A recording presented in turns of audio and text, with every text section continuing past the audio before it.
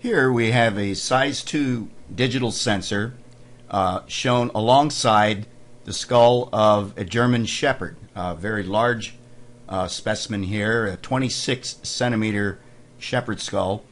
And often with dental radiography, the more challenging aspects are with larger breeds and really small breeds. The medium-sized breeds are often the easiest to get pictures.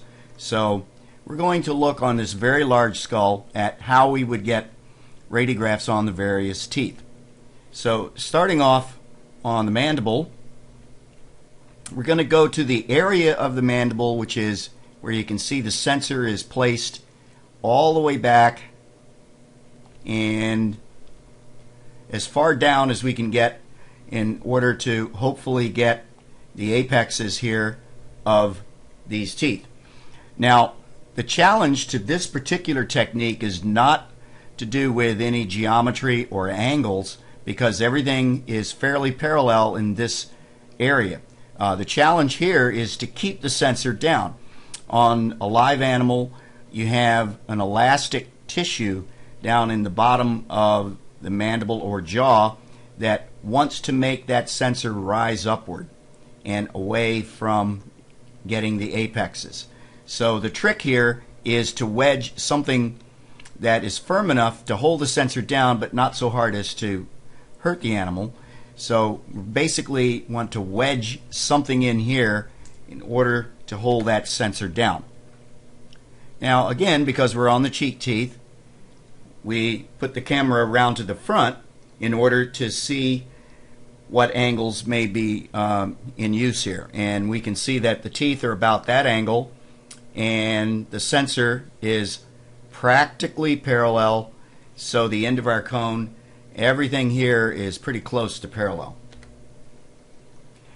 And this would be a result of that shot.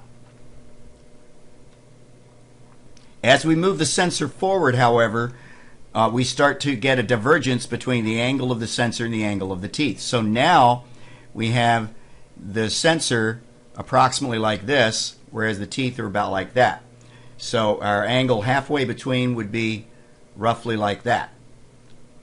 So we'll bring the cone in, and the first thing we'll do is point it straight at the sensor, and then we'll point it straight down at the teeth. So here we're looking directly at the sensor, directly at the teeth, and then when we split the difference, we can see that we're pretty much parallel right there to that bisect.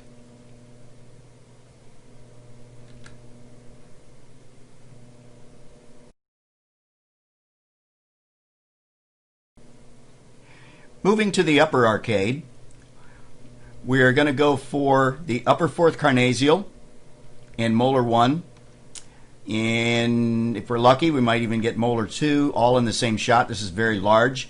We want to maximize the use of the sensor by putting this edge as close to the crowns of the teeth as possible, and the other edge will be up against the palate. So again, because we're on the cheek teeth, we're looking at, we need to see the angles of these side teeth. We can't see them from the side, so we'll put the camera around front, and then it becomes clear that this is the angle of the teeth and the sensor is at that angle, so somewhere halfway is about there.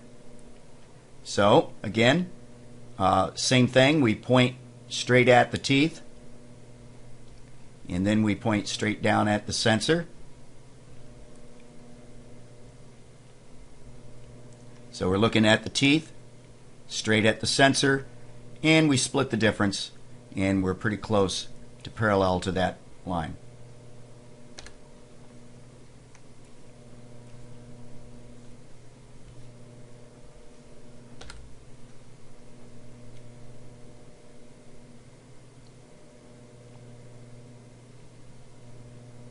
Moving the sensor forward, the angles don't really change much. We still have the teeth at about that angle, the sensor about like so, and halfway between, something like that. So here we might be looking fairly close to the bisect. I'm a little bit off on that one, as you can see. I'm actually looking more at the sensor there.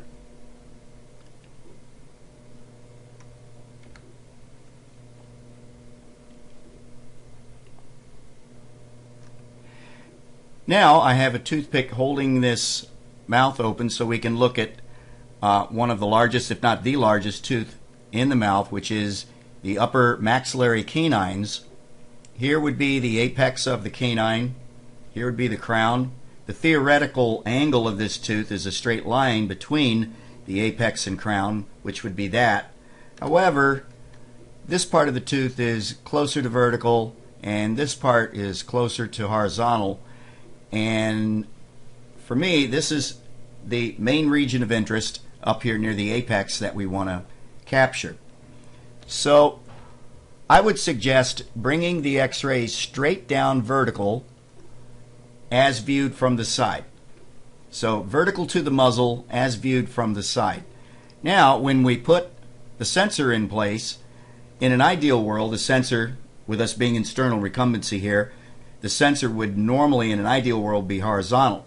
But that's very difficult, if not impossible, to always achieve.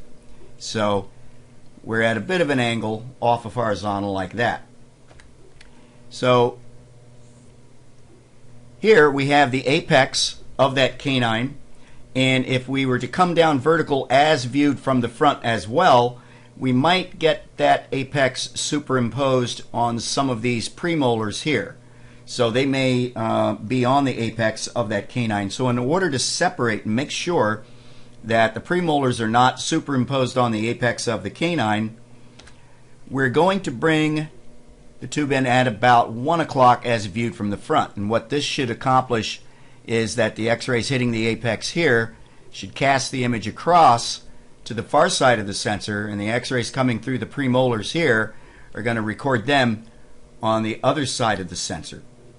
So we would then see something like this as a typical radiograph of that, this being the 204 upper canine.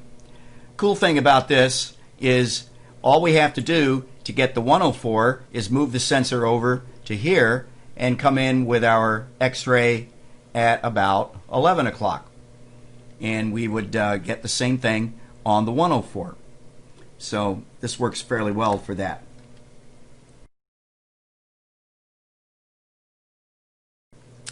The incisors, the mandibular incisors on shepherds and labs tend to be relatively flat, like you can see here, whereas the maxillary incisors have a steeper angle, like so.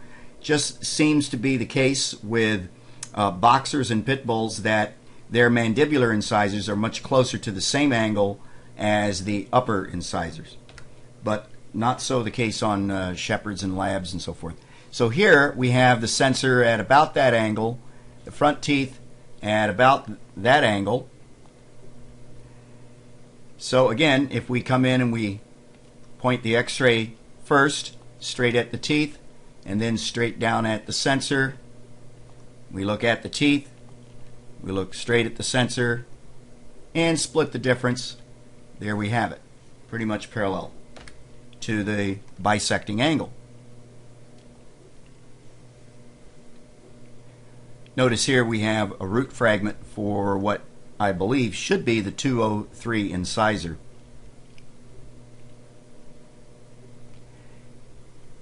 And for the mandibular teeth, we have a much more acute angle. Here's a sensor, there's the teeth. The bisect would be approximately there. And there we have that. Now normally, dog this size, you're actually going to be taking it like this. Well, here we are at the front, so we can't really see the angle of this shot. So if we look straight down from above, straight down from that angle, we then see that, again, there's the teeth, and there's the sensor, and there we are roughly parallel to that.